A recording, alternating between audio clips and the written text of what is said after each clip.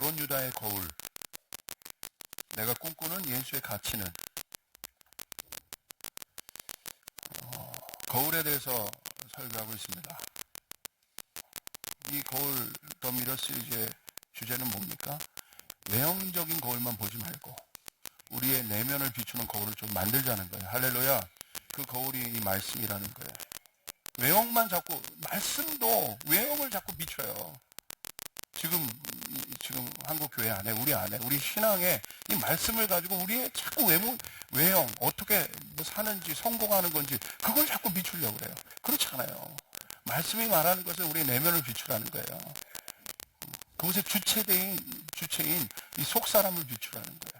그래서 이 미러 시리즈를 보고 있습니다. 왜 여러분 이것을 통해서 우리가 진정으로 발견하고자 하는 것은 뭐냐면 가치입니다. 예수의 거울에 나를 비추는 것. 그런데 왜 예수의 거울이라는 것에 나를 비추지 않습니까? 왜 다른 세상의 거울에 나를 비춥니까? 한 가지죠. 간단하게 정의할 수 있어요. 예수의 거울이 세상의 거울보다 가치가 없게 느껴지기 때문에 그래요. 그러니까 내가 예수의 거울에 나를 비추고 이 말씀의 거울에 나를 비춰야 함에도 불구하고 여전히 나는 세상의 기준과 세상의 방법에 나를 비추고 있는 거예요. 자연스러운 거예요. 어떻게 자연스러운 거예요? 왜? 이 사람에게는 여전히 세상의 거울이 좋은 거예요.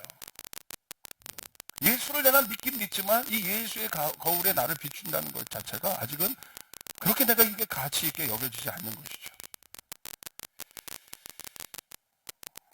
미래는 결국 이 가치에 대한 질문이 될 겁니다. 특별히 누구의 가치? 인간에 대한 가치. 그것이 모든 것의 화두가 될 겁니다. 왜? 우리가 지금 바라보는 미래가 생각보다 빨리 스피드하게 성큼 우리 앞에 다가와 있어요. 왜? 무엇으로요? 기술의 발전으로. 근데 지금 심심치 않게 계속 나오는 이야기들이 무엇입니까? 그리고 지금 그런 환경들이 제가 볼 땐 그 알파고를 기점으로 해서 이 논의가 막 더 거세지는 것 같습니다. 사그라들지 않을 것입니다. 가치는 그렇다면 무엇이겠습니까? 가치는요, 밭에 감추어진 숨겨진 보화를 사는 것이 가치예요. 세 가지 부류의 사람이 있어요. 그 가치를 사는 자, 꿈을 사는 자. 그 사람은 어떤 자예요? 마태복음 13장 44절에 있습니다. 우리 같이 한번 읽을까요? 천국은 마치 밭에 감추인 보화와 같으니 이를 발견한 후 숨겨두고 기뻐하며 돌아가서 자기의 소유를 다 팔아서 그 밭을 사느니라. 자기의 모든 것을 팔아서 그 가치를 사는 사람. 왜 팔까요? 중요하니까. 이 사람이 하늘의 꿈을 사는 사람들이에요. 왜 제자들이 자신의 모든 것을 버려두고 예수를 쫓았을까요? 바보입니까? 그들이 뭐 학력이 없었다고 무식합니까? 아니, 그러지 않아요. 어부들이 얼마나 고집센지 아세요, 여러분? 여러분 그 어촌에 가시면 뭐 터프하세요, 그분들. 일 자체가 힘들기 때문에. 그럼에도 불구하고 그들이 과감히 자기의 급을 버려두고 예수를 쫓은 건 뭐예요? 그들에게 있어서 그분이 가치를 보였기 때문에. 이것을 버리기에 충분했기 때문에. 할렐루야. 그 일들이 일어나는 거예요. 성경에서 주목하고 있는 사람들 보십시오. 향유옥합을 깬 마리아를 보십시오. 마리아가 한 행동이 문제가 아니라 그 가치를 샀기 때문에. 마르다가 아니라 마리아를 또한 보십시오. 그 당시 있었던 배경으로는 여자가 그렇게 남자들 사이에서 앞에 가서 예수의 말씀을 들을 수 없는 배경이에요. 근데 그렇게 했잖아요. 왜? 욕먹을 거 알면서도 그렇게 했잖아요. 왜? 예수의 가치가, 예수의 말이 그에게 중요했기 때문에. 아멘. 그게 가치입니다. 두 번째 사람이 있어요. 꿈을 하찮게 여기는 사람. 그 사람이 누굽니까? 에서 같은 사람. 팥죽 한 그릇에 이 장자권을 파는 것이 뭐 그렇게 잘못된 것이라고 성경은 그렇게 에서를 못 살게 굽니까? 여러분, 전혀 영적으로 생각하지 않은 것이죠. 누가 준 것입니까? 하나님이 주신 거예요. 소중한 거예요. 이 소중한 거를 여러분 팥죽 한 그릇에 바꿔버려요? 하찮게 여겨요? 가지고는 있었어요. 팔지는 않았지만, 그러니까 배신은 하지 않았지만, 하찮게 여겼다는 거예요. 중요하게 여기지 않았다는 것이에요. 야곱이 떡과 팥죽을 에서에게 주며 에서가 먹으며 마시고 일어나 갔으니 에서의 장자의 명분을 어떻게 가볍게 여김이었더라. 이런 사람 많아요. 가볍게 여기는 사람. 여러분 입장을 바꿔놓고 생각해 보세요. 여러분이 진짜 중요하다고 해서 선물을 딱 누구에게 줬어요? 근데 여러분 상처받을 때 있어요. 너무 중요하다고 해서 여러분이 줬는데 그냥 그런 선물들이 막 돌아다닐 때. 주는 사람은 상처인 거예요. 중요하게 줬으면 더 줬을수록 귀하게 갖다 귀하게 하찮게 여기지 않았다 이거예요. 그게 가치예요. 근데 에서의 문제는 뭐예요? 하찮게 여겼다. 마지막으로 진짜 문제인 사람이 있습니다. 누굽니까? 꿈을 파는 자가 있어요. 그 사람이 누굽니까? 가룟 유다입니다. 성경에 이렇게 기록되어 있어요. 너희 그때 12 중에 하나인 가룟 유다라 하는 자가 제사장들에게 가서 말하되 내가 예수를 너희에게 넘겨주리니 얼마나 주려니 하니 그들이 은 30을 달아 주거늘. 이 셋 중에 하나입니다. 오늘 우리의 신앙은 이 셋 중에 하나예요. 내가 꿈을 사는 자인가? 이 가치를 사는 자인가? 아니면 하찮게 여기는 자인가? 아니면 파는 자인가? 저는 오늘 이 가룟 유다를 보고 싶어요. 예수님의 제자임에도 불구하고 내가 그가 은 30냥의 예수의 가치를 달아서 팔아버렸는지. 중요합니다. 정욕은 무엇입니까? 하나님 말고 다른 것을 비추고 싶어하는 마음이 정욕이에요. 이 마음은요, 자기가 바라보는 사랑하는 여인 말고, 제가 누구를 사랑해요? 그럼 이 마음 안에 누가 가득해요? 그 사랑하는 여인이 가득하겠죠. 근데 이 마음은 어떤 마음이에요? 사랑하는 여인 말고 다른 것을 비추고 싶어하는 마음. 성경은 그것을 정확하게 말하네요. 그걸 뭐라고 얘기해요? 간음이라고 얘기해요.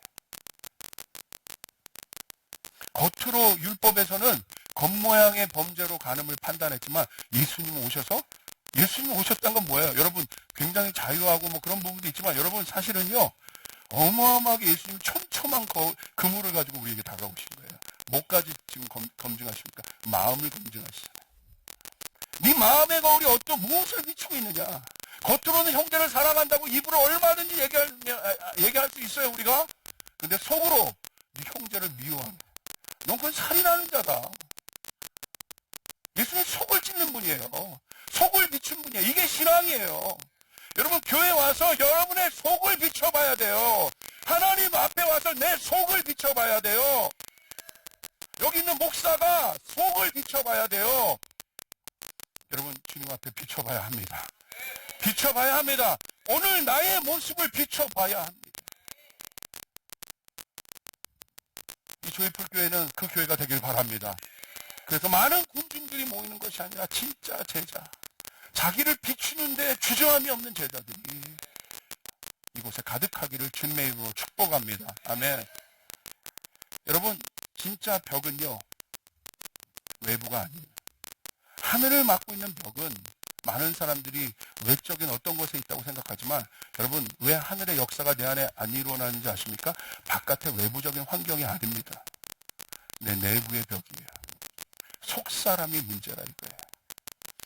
속사람이 변하면 겉사람은 변하게 돼 있어요. 속사람이 변하면 겉사람의 언어는 변하게 돼 있어요. 속사람이 변하면 겉사람이 가는 길은 변하게 돼 있어요. 이거를 안 변해요. 여러분 사울의 진짜 문제는 뭐죠? 사울, 그 대표적 예가 누굽니까? 사울입니다. 사울 왕 생각해 보십시오. 이 야망의 화신, 인간이 최고로 여러분 오르고자 하는 곳이 어디겠어요? 왕이겠죠. 최고다. 그곳에 올랐습니다. 성경이 이렇게 얘기하고 있어요. 오늘 사울의 멸망의 원인이 어디로부터, 그 시점이 언제부터 시작되었는지 성경은 정확하게 얘기해주고 있는데 이렇게 나와 있네요. 이때 여인들이 춤을 추면서 노래를 불렀다. 사울은 수천 명을 죽이고 다윗은 수만 명을 죽였다. 이 말에 사울은 몹시 언짢았다. 생각할수록 화가 치밀어 올랐다. 사람들이 다윗에게는 수만 명을 돌리고 나에게는 수천 명만을 돌렸으니 이제 그에게 더 돌아갈 것은 이 왕의 자리밖에 없겠군 하고 투덜거렸다. 자기 포지션의 위협을 느끼지 않습니까? 누가? 바깥에 등장한 다윗이라는 외부적인 존재에 의해서. 자, 주목하십시오. 9절. 그날부터라고 정확하게 성경은 사울이 하나님으로부터 떠난 내면의 헝클어짐의 시점들을 보여줘요. 그게 언제요? 바로 그때부터. 그날부터 사울은 다윗을 시기하고 의심하기 시작하였다. 자, 보세요. 그 마음이 들었습니다. 우리도 들을 수 있어요. 여러분도 들을 수 있어요. 갑자기 여러분 하나님의 평강이 깨지고 갑자기 여러분의 마음의 시기와 다툼과 분노와 화가 아니면 또 정욕적인 생각이 우리 안에 들어올 수 있어요. 문제는 있다는 거예요. 연약한 인간들은. 있습니다. 목사도 마찬가지예요. 문제는 어떻게 해결하고 있냐는 거예요. 어떻게 처리하고 있냐는 거예요. 오늘 사울 안에 그 마음이 들 수 있었고요. 다윗도 그 마음이 들었지 않습니까? 밧세바를 보면서. 다윗은 어떻게 처리했습니까? 그러나 사울은 어떻게 처리했습니까? 딱 나눠져요. 사울의 처리는 외부에서 그 문제를 해결하려고 했어요. 그 내면의 범민을 외부의 상황을 돌려놓으므로 외부의 환경이 바뀌면 그도 변할 거라고 생각했던 것 같아요. 그도 평강을 찾을 거라고 생각하고 자기의 자리를 보호할 수 있었다고 생각한 것 같아요. 그러나 다윗은 그러지 않았어요. 여러분 이 사건이 한번 터져보십시오. 자기 밧세바 사건으로 인해서 자기가 사랑하는 여러분 충성된 장군 하나를 죽입니다. 이것이 펴져보세요. 탄핵감이에요. 자기의 이 자리에 위치가 걸린 사건이에요. 다윗은 어떻게 해결합니까? 그 어마어마한 외적 폭풍을 다윗은 어떻게 해결합니까? 자기 내면을 봅니다. 주님 정직한 영을 나에게 부어주시옵소서. 주의 성령이 나에게 떠나지 않게 도와주시옵소서. 내면에서 그 문제를 해결합니다. 주님과 그 문제를 해결합니다. 자기의 이 비참한 모습을 하나님의 완전한 거울 앞에 비춰내기 시작합니다. 하나님의 형상 앞에 비춰내기 시작합니다. 자기를 회복해달라고. 자기는 태중의 죄, 모태중에서도 죄 가운데 있었던 자다라고 고백하면서 자기를 살펴봤어요. 사울은 어떻습니까? 다윗을 제거하기 위해서, 외적 환경을 제거하기 위해서 총력전을 기울입니다. 결과는 어떻게 됐습니까? 다윗을 죽였습니까? 결국 못 죽였어요. 평생을 그 뜬구름 잡는 일에 자신의 인생을 허비하면서 삽니다. 욕망이라는 것은요, 결국 보이지 않는 내면을 보는 것이 아니라 보이지 않는 외형을 보게 합니다. 그게 욕망이에요. 다시요, 내가 믿음이 있느냐, 꿈이 있느냐, 비전이 있느냐 분별해 보세요. 아니면 내가 갖고 있는 것이 하나님 믿으면서도 욕망이냐. 그것은 정확하게 성경에서 이야기하고 있습니다. 보이지 않는 면을 내가 보고 있다면 그것은 꿈입니다. 비전이에요. 그러나 보여지는 어떤 것에 자꾸 무엇을 추구하고 있다면 그것은 여러분 욕망이에요. 이 중요한 필터링을 해봐야 됩니다. 날마다. 두 번째. 이 두 번째 단계가 되면 시기와 의심이 가득합니다. 열등감에서 넘어가는 단계예요. 철저하게 자신을 왜곡된 시각으로 바라봤던 시각에서 남을 그런 시각으로 바라봅니다. 이게 시기심이에요. 의심. 이미 사울은 내면에서 병들었습니다. 그렇기 때문에 다윗을 그런 존재로 시기심의 존재로 바라본 거예요. 다윗은 그런 존재가 아님에도 불구하고 남을 향한 왜곡된 이 시각을 가져요. 왜냐하면 삶 자체가 자기를 열등감 있는 사람의 특징이 뭐예요? 자기를 보호하려고 하기 때문에. 이 자기의 성을 이미 쌓고 있는 거예요. 열등감이라는 성을. 그러면서 이제 모든 것을 경계의 눈으로 바라보기 시작하는 것이죠. 그래서 이 열등감 있는 사람의 특징은요, 긴장이 많아요. 항상. 남에 대한 시기. 항상 자기가 없기 때문에 남이 뭐 하는 거가 그렇게 중요해요. 남이 뭐 했대, 남이 뭐 했대. 그러니까 이런 열등감이 많은 부모가 자식을 키우면요, 자식 죽이는 거예요. 다 비교 속에서 나오는 이야기이기 때문에. 세 번째, 시기와 이 단계가 넘어가면요, 분노화가 가득하게 됩니다. 이게 문제예요. 오늘 현대인들의. 이 분노를 해결할 줄 모릅니다. 이 화를 해결할 줄 몰라요. 이게 요즘 우리 가운데 보는 묻지마 사건들, 이게 다 열등감, 시기를 넘어서 분노의 단계로 들어가는 사람들이에요. 어딘가는 풀어야 되는 거예요. 분노는 뭐냐면요, 인간이 왕이라는 욕망에 사로잡힌 사울의 삶이 똑같아요. 사울의 삶을 보십시오. 뭐로 가득합니까? 분노로 가득합니다. 속에서 열등감 뭐예요? 주님 앞에 서지 못한 자기를 잃은 모습이 열등감이고, 시기와 의심이 가득한 삶이었고, 결국 사울의 마지막에 점철된 삶은 무엇일까? 분노로 가득합니다. 분노는 어떤 단계예요? 제어하지 못하는 상태예요. 컨트롤하지 못하는 상태예요. 그러니까 자기 자녀인 요나단에 대해서도 창을 던져버리잖아요. 아버지로서 그렇게 할 수 있습니까? 제어가 안 된다 이거예요. 오늘 화병 걸린 사람들이 얼마나 많은지 모르겠어요. 이 분노가 해결되지 않는 현대인들이 얼마나 많은지 몰라요. 공격적이에요. 이 분노는 뭐냐면요, 자기 자신에 대한 정당성을 말합니다. 그래서 화내는 거예요. 자기가 왜곡된 틀을 갖고 있는데 이 왜곡된 틀이 자기의 정당성이 돼버렸어요. 그래서 싸우는 거예요. 그래서 분노하고 있는 사람이랑 싸우면 어떤 말이에요? 나는 맞는데 너는 틀리다는 거예요. 나는 옳은데 너는 잘못됐다는 거예요. 이게 분노를 가진 사람의 특징이에요. 여러분, 우리 자신을 돌아보길 바랍니다. 오늘 나부터도 하나님의 말씀이 나에게 비춰졌다는 건 오늘 나부터 거룩한 회개가 일어나는 것이에요. 오늘 나부터 그 일들이 일어나야 되는 것이에요. 자녀들도 마찬가지예요. 여러분, 진짜 회복을 원하십니까? 하나님 나라의 회복을 원하십니까? 오늘 나부터 그 일들이 일어나게 도와주시옵소서. 내 내면으로부터 그 거룩한 내적인 혁명이 일어나게 도와주시옵소서. 오늘 이 교회로부터 그 일들이 일어나게 도와주시옵소서. 바로 그 소리가 높아져야 될 때입니다. 그 교회는 건강해요. 그 사회는 건강해요. 여러분, 오늘 우리 안에 비춰진 하나님 나라의 거울은 우리를 가장 존귀한 가치 있는 자로 여러분 일으키는 것이에요. 할렐루야! 진짜 가치로 비춰내라는 것이에요.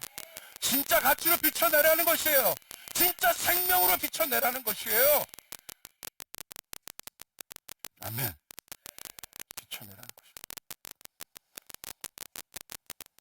그리스도 예수의 사람들이란 무엇일까? 성경에 나와 있습니다. 그리스도 예수의 사람들은 육체와 함께 그 정욕과 탐심을 십자가에 못 박습니다. 그리스도 예수의 사람들이 뭔가를 막 하는 사람들이 아니에요. 도잉하는 사람들이. 오늘 성경에서 정의하고 있는 그리스도 예수의 사람들이란 내면의 그 육체와 정욕과 탐심을 십자가에 못 박는 자, 그들이 그리스도인들이고 그들이 하나님 나라를 비추는 제자들인 것이죠. 할렐루야! 아멘. 그렇다면 제자는 누구겠습니까? 그러므로 너희는 가서 모든 족속으로 민족을 제자로 삼아 아버지와 아들과 성령의 이름으로 세례를 주라. 뭐예요? 모든 민족의 제자의 정의는 하늘나라를 비춰내는 자라 이거예요. 예수님이 비춰내셨어요. 예수님 돌아가시고 하늘나라를 비춰낼 사람을 찾았는데 그걸 12명을 찾으신 거예요. 그들을 통해서 실제로 위에 있었던 하나님 나라가 이 땅에 이루어집니다. 할렐루야! 진짜 변화가 일어납니다. 아멘! 오늘 우리는 그 실제를 보길 원합니다. 오늘 여러분을 통하여 하늘나라가 비춰지길 바랍니다. 내가 그 존재임을 깨달으시길 바랍니다. 아멘. 그 변화의 갈망을 일으키는 분 아멘 해보십시오. 돼요. 성경에서 얘기하고 있으니까. 가룟 유다는 그럼 무엇입니까? 어떤 제자였습니까? 성경은 가룟 유다가 제자였잖아요. 근데 왜 자살했겠어요?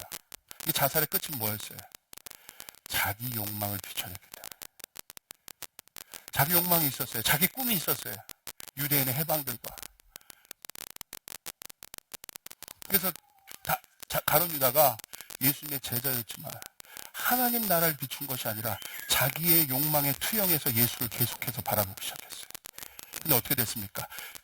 가룟 유다에는 날마다 그 저울질이 있었어요. 어떤 저울질? 자기 욕망의 저울과 예수라는 가치의 저울. 항상 예수가 높았기 때문에, 항상 이게 높은 거죠. 항상 예수의 가치가 무거웠기 때문에 내 꿈을 해결해 줄 수 있다고 생각했기 때문에 가룟 유다는 예수를 찾아간 거죠. 그런데 점점 이렇게 되네?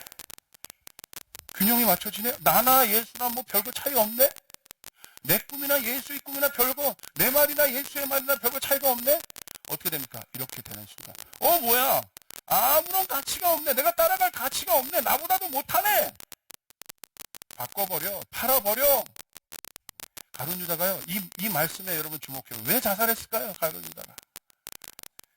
여러분 주목해야 될 말씀이 이겨 있어요. 3절 보세요. 27장 3절. 그때 예수를 넘겨준 유다는 그가 유죄 판결을 받으신 것을 보고 뉘우쳤다고 되어 있어요. 왜 뉘우쳤을까? 뉘우쳤다는 건 뭐예요? 원어적인 의미로 보면 정죄감을 받았다는 거예요. 정죄감 뭐예요? 자기가 잘못했다는 거예요. 깨달았다는 거예요, 지금. 뭘 깨달은 걸까요? 뭔가 드러난 거예요. 자기 속 안에 있는 게 훅 드러나 버린 거예요. 뉘우쳐 그 은돈 30입을 대사장들과 장로들에게 돌려주고 말하였다. 내가 죄 없는 피를 팔아 넘김으로 죄를 지었어. 그러나 그들은 그것이 우리와 무슨 상관이요? 그대의 문제요? 하고 말하였다. 유다는 그 은돈을 성전에 내던지고 물러가서 스스로 목을 매달아 죽었다. 왜 성전에 던졌을까? 우리는 그것이 궁금합니다. 왜 성전에? 우리는 그것이 알고 싶습니다. 왜 성전에 던졌을까?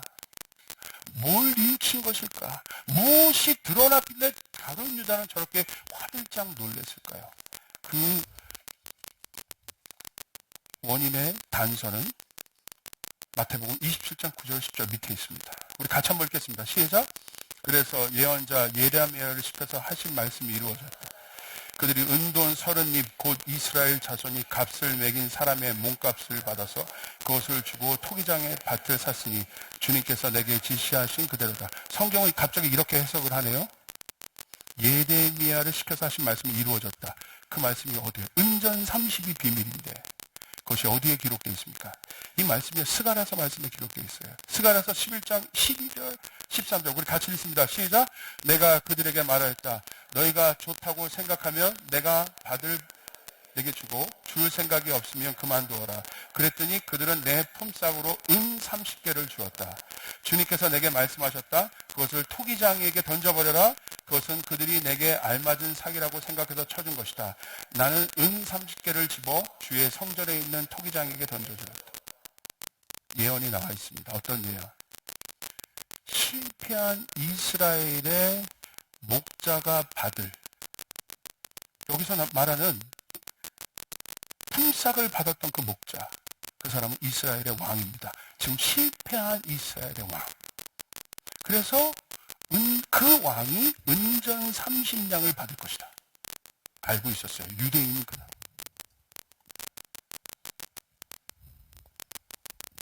그래서 예수님 머리 편말에도 뭐라고 써 있습니까? 유대인의 왕이라고 써 있었던 거예요. 그가 왕이다.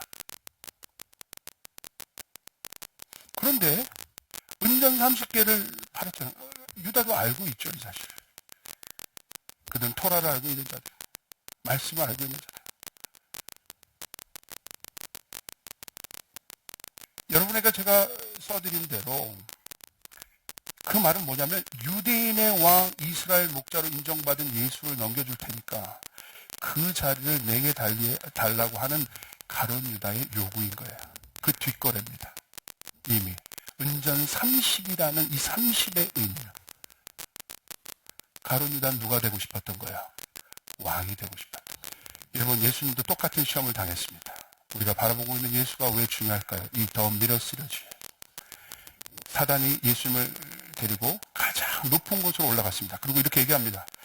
내가 나에게 엎드려 절하면 이 모든 것을 너에게 주겠다. 이것을 다스리게 하겠다. 예수님 어떻게 하셨어요? 기가 막혀.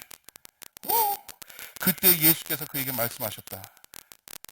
사단아 물러가라. 성경에 기록되기를 주 너희 하나님께 경배하고 그분만을 섬겨라. 할렐루야! 모든 인간이 에덴 이후부터 아담으로부터 자기 욕망, 자기 꿈에 다 걸려 넘어져서 한 명도 이것을 이긴 자가 없습니다. 완벽하게. 그런데 인간이신 예수가 신의 능력을 사용하지 않고 하나님의 말씀으로 그 사단을 물리쳐 냈다는 것이에요. 하나님만을 경배하라. 나는 어떤 존재인가? 하나님을 경배하는 존재이다. 나는 그분 때문에 사는 존재이다. 할렐루야! 그분이 예수였다는 것이에요. 그래서 오늘 그 예수께, 그것을 이기신 예수께 가니까 기쁨이 일어납니다. 소망이 일어납니다. 문제가 해결됩니다. 나는 길이요 진리요 생명이다. 아멘. 나로 말미암지 않고는 아버지께로 올 자가 없느니라. 우리는 그래서 그 예수가 필요한 것입니다. 오늘 우리는 그 예수가 하신 말 앞에 서야 합니다. 그러면 목사님, 베드로는 뭡니까? 베드로도 떠났잖아요. 배반했잖아요. 여러분, 다른 문제예요. 베드로는요, 처음부터 다른 마음을 품지 않았어요. 베드로가 결국 떠난 건 어떤 마음이냐면 미성숙한 거예요. 훈련이 안 된 거예요. 훈련이 안 된 것은 훈련시키면 되는 것이에요. 미성숙하면 성숙하면 되는 것이에요. 그러나 다른 마음을 품은 것은 해결이 안 돼요. 여러분, 조이풀교회 공동체입니다. 이 교회가 주는 비전과 가치를 바라보시길 바랍니다. 같은 마음을 품어야 돼요. 성령이 우리에게 임했다면 한 마음이 되어야 되는 것이에요. 한 마음이 돼서 이 일들을 하게 도와주시옵소서. 욕망은 다른 마음을 갖는 것이에요. 미성숙한 차이가 아니에요. 미성숙함을 해결하면 돼요. 성숙하게 도와주면 돼요. 훈련 받으면 돼요. 성품 어려운 거 도와주면 돼요. 함께 노력하면 돼요. 그러나 영적인 다른 마음은 해결이 안 됩니다. 다른 꿈을 꾸고 있는 사람 해결이 안 됩니다. 손들어 선포해서, 하나님, 나를 주님의 도구로 사용하여 주시옵소서. 하늘의 도구로 사용하여 주시옵소서. 나는 이 사실을 믿습니다. 믿으시면 아멘 합시다.